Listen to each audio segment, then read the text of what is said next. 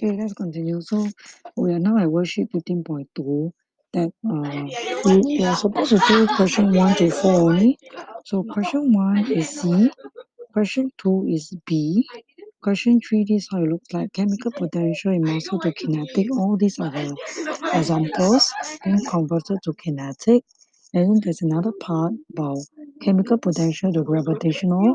It's only some of them only, not all, because as long there's height involved, like weightlifting, there's height involved. Okay, throwing a javelin, this one, all this there's height involved. Okay, swimming don't have. Okay, question 4, the answer is C. All right, I think it's quite straightforward, so I'm not going to go through in depth.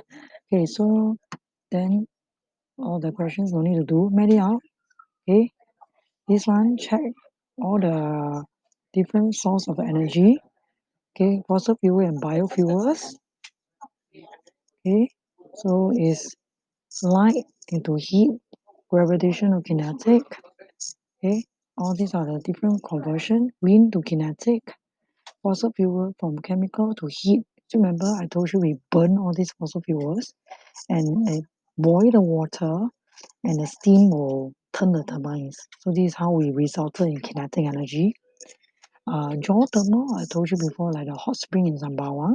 Obviously, there's heat, and again, it will turn the turbines. Okay, they connect to the generator, and then finally, I will get the electrical energy. Now, challenge yourself. We're supposed to do question 1. So this is actually in the place, okay, that in China, where they make use of falling water, okay, flowing water, very, very big dam. Okay, the waterfall is very gigantic. So the water behind the dam has gravitational potential. So when the water flow down, the gravitational potential energy is converted to kinetic. And then the running water will turn the turbine or generator, converting kinetic to electrical. And finally, this electricity is transmitted to home to power lamps, which convert whatever that we want, for example, the lamp that we have, to heat and light. All right. So you have to tell me clearly where's the gravitational potential energy, which is due to the height of the water above the ground level. And then when you flow down, okay, it will convert to kinetic energy as it actually turn the turbines of the generator, the turbine over here. And this turbine is connected to the generator, so it will convert kinetic to electrical. And when we have electrical, we can do a lot of things. Okay, in the case of the household lamps, we will get light and heat. Part B.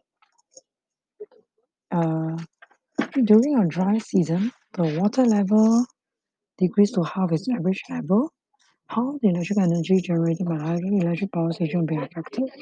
It will generate less because when you have less water level, the kinetic energy will also decrease. So remember, because higher the level, higher the gravitational potential. So if you lower level, lower gravitational potential energy. So that's why you also have less kinetic energy as well. Okay, so when we have less, everything will decrease as well. Okay, so that's for question 1. Question 2, there's still part C and part D. So part C, hydropower stations around the world are across fast flowing river. How come we cannot have hydroelectric power in Singapore? Because we don't have. That's all. You just copy the first statement will do. The first one. There are no large powerful rivers flowing in Singapore. So the keyword is there's no large powerful rivers. That's all. As long as you have this answer, it's considered correct. So that's for part C. Now, Marina Barrage. Not sure whether you've been before. Okay, it's about keep out the seawater. So there's a difference between low tide and high tide.